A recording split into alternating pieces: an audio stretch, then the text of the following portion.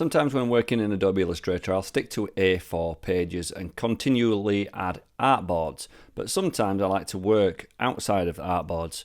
And to do this, you can start expanding your ideas when you're doing logo design or branding projects, and you can keep on going further and further and further and keep on developing your ideas on the same artboard.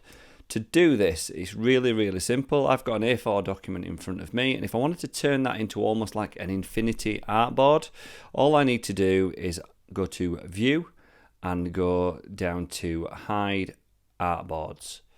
And going from where this A4 is, you can zoom right out until you've got this almost like a giant page where you can continue to develop your ideas. A really simple way of switching back and forth from your A4 to this giant artboard is to click Shift Command and H on your keyboard, and you'll keep going backwards and forwards to this A4 design. So that's how to have an enormous artboard in Adobe Illustrator. Hope you got something out of that quick tip.